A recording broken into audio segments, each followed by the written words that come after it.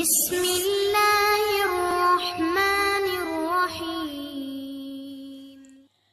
Ertugrul Ghazi کے کردار سے ہمارا تعارف تب ہوا جب ترکی کا شاہکار ڈرامہ ارطغرل غازی منظر عام پر آیا۔ کردار تو صدیوں پرانا ہے، لیکن یہ ڈرامہ اور اس کی لازوال کامیابی اس سوچ کی نفی کرتی ہے کہ نیو جنریشن ہسٹوریکل مواد پسند نہیں کرتی، بلکہ سوچے سمجھے منصوبے کے تحت لوگوں خصوصاً مسلمانوں کو گمراہ کن مواد دکھا کر اپنا اصل بلوایا جا رہا ہے۔ یہ ترکی کی حکومت کی جانب سے ایک ایسا اقدام تھا کہ مسلمانوں کو ان کا سنہری دور یاد کروایا جاتا اور وہ تمام غلطیاں جس کی وجہ سے آج کا مسلمان زوال پذیر ہے نشاندہی کی جاتی۔ ارطغرل غازی نہ صرف ترکی بلکہ اسلامی تاریخ کا ایسا درخشندہ باب ہے جس نے اپنے عدل و انصاف، جرأت، بہادری اور اللہ پر کامل یقین کے بل بوتے پر خلافت عثمانیہ کی بنیاد رکھی۔ آئیے آج آپ کو اس شخصیت سے متعارف کرواتے ہیں۔ یہ سن 1188 ہے جب ارطغرل غازی کائی قبیلے میں پیدا ہوئے۔ والد کا نام سلمان شاہ اور والدہ کا نام حائمہ خاتون تھا۔ سلمان شاہ کائی قبیلے کے عظیم سردار تھے۔ اس کے 4 بیٹے تھے۔ ارطغرل غازی کو اپنے وقت کا بادشاہ سمجھا جاتا ہے۔ ان کی شادی سلجوق خاندان کی شہزادی حلیمہ سلطان سے ہوئی۔ یہی وجہ تھی کہ سلجوقوں پر بھی ارطغرل غازی کا اچھا اثر و رسوخ قائم ہو گیا تھا۔ ارطغرل غازی کو پوری زندگی جد و جہد سے بھرپور گزارنا پڑی۔ 11ویں صدی سے 13ویں صدی تک ارطغرل غازی کی زندگی خوفناک جنگوں میں گزری۔ تمام جنگیں ارطغرل غازی نے جیت کر اپنے نام کی۔ وہ ترکی کے بکھرے ہوئے قبائل کو یکجا کر کے انہیں ایسی سرزمین فراہم کرنا چاہتے تھے جہاں ان کے لوگ آزادی سے اپنی زندگی گزار سکیں اور کسی کی غلامی میں نہ رہیں۔ اس مقصد کے حصول کے لیے ارطغرل غازی نے بھی بہت قربانیاں دی۔ جدوجہد سے بڑی اس زندگی میں اس کے کچھ خاص رشتہ دار اور دوست ارطغرل غازی کا ساتھ چھوڑ کر چلے گئے۔ کہا جاتا ہے کہ تمام رشتہ دار مصیبت میں دور ہو جاتے ہیں۔ ارطغرل غازی کے ساتھ بھی ایسا ہی ہوا۔ جس وقت ان کے قریبی لوگ انہیں چھوڑ جاتے، اسی وقت کچھ غیر لوگوں نے ان کا ساتھ دیا۔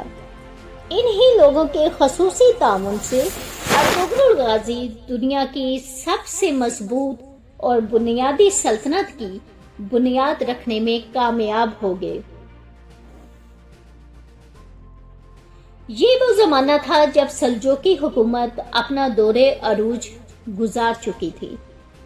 منگولوں کی دخل اندازی اور ظلم نے اسلامی دنیا کی اینٹ سے اینٹ بجا دی تھی۔ دوسری طرف صلیبیوں کے حملے سلجوقوں کو کمزور کر رہے تھے۔ انہی حالات میں تغرل اپنے مختصر سے قبیلے کے ساتھ اناطولیہ پہنچے، کیونکہ تاتاریوں نے چنگیز خان کی قیادت میں ان کے آبائی ملک خوارزم کو بھی تباہ کر دیا تھا۔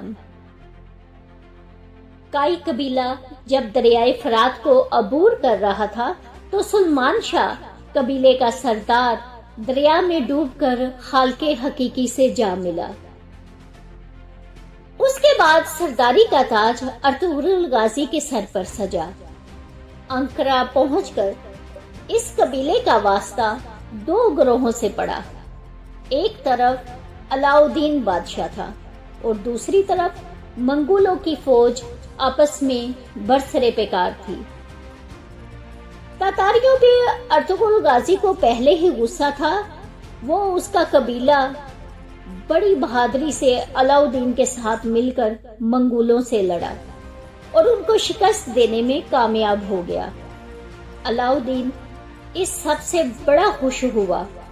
وہ اس کو ساتھ انقرہ لے گیا اور ایک پہاڑی علاقہ اس کو دے دیا تاکہ وہ سلجوقوں پر حملہ کرنے والوں کو روک سکے۔ ارطغرل غازی وہاں جم کر بیٹھ گیا۔ اس کا قبیلہ بھی آباد ہو گیا۔ اللہ نے اس مرد مجاہد کو مسلمانوں کے عروج کے لیے چن لیا تھا۔ اس دور کی روحانی شخصیت ابن العربی کا فیض بھی ان کو حاصل تھا۔ سفید داڑھی والوں کی خفیہ تنظیم بھی اس کی مدد کر رہی تھی، چنانچہ وہ ارد گرد کے علاقوں کو فتح کرتا گیا۔ ترک قبیلوں میں اس کا عزت و وقار بھی بڑھتا گیا۔ وہ مضبوط ہونا شروع ہوا اور ایک جھنڈے تلے سارے قبائل جمع ہونا شروع ہو گئے، یہاں تک کہ جب ارطغرل کی وفات ہوئی تو وہ اپنی سلطنت کی بنیاد رکھ چکا تھا۔ عثمان غازی ارطغرل کا سب سے چھوٹا بیٹا تھا۔ وہ اس کا جانشین بنا۔ یہی وہ بہادر انسان تھا جس کے ہاتھوں عظیم سلطنت عثمانیہ کی خلافت قائم ہوئی، جس نے 3 برے اعظموں پر تقریباً 650 سال تک حکومت کی۔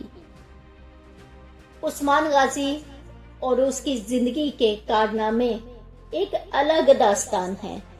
اس کو ہم اپنی اگلی ویڈیو میں آپ کے سامنے پیش کریں گے۔ تب تک کے لیے اجازت دیں۔